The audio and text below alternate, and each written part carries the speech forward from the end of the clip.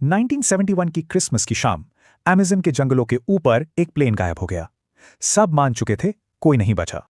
लेकिन अगली सुबह एक 17 साल की लड़की की आंख खुली। वो अकेली थी और बुरी तरह घायल। ये थी जूलियाने कोएब के क्रिसमस की सुबह की एक डरावनी हकीकत। पर सवाल ये है, वो यहां पहुंची कैसे? कुछ ही घंटे पहले उसकी फ्लाइट एक भयानक तूफान में जा फंसी थी। एक ऐसा तूफान जो सब कुछ तबाह करने वाला था। वो अपनी सीट से बंधी हुई थी और 2 मील तक बस नीचे गिरती रही। और फिर आंखों के सामने अंधेरा छा गया। उसका बचना सच में एक चमत्कार था, और इस चमत्कार के पीछे थीं ये 3 हैरान करने वाली वजहें। लेकिन उस गिरावट से बचना तो बस शुरुआत थी।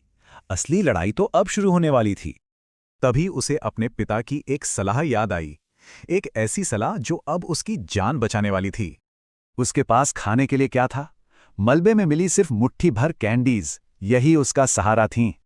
दिन गुजरते रहे, ऊपर से रेस्क्यू प्लेन की आवाज आती, पर घने जंगल के कारण कोई उसे देख नहीं पाता था।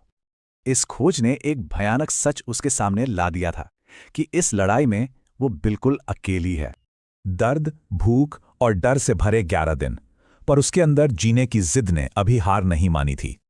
उसके खुले घावों में अब कीड़े पड़ चुके थे। उसने झोपड़ी में मिले पेट्रोल से उन्हें निकाला। सोचकर भी डर लगता है। 10वें दिन उसे एक छोटी सी झोपड़ी और एक नाव दिखी। आखिरकार उम्मीद की एक किरण नजर आई थी। अगली शाम जब लकड़हारों ने उसे देखा तो वो चौंक गए। उन्होंने तो सुना था कि हादसे में कोई नहीं बचा। बाद में जांच से एक दिल तोड़ने वाली बात पता चली। क्रैश में 14 और लोग भी बचे थे, जो मदद के इंतजार में ही मर गए।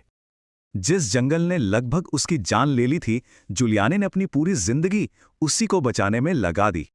लेकिन जिंदा बच जाने का बोझ बहुत भारी होता है। मैं अकेली क्यों बच गई?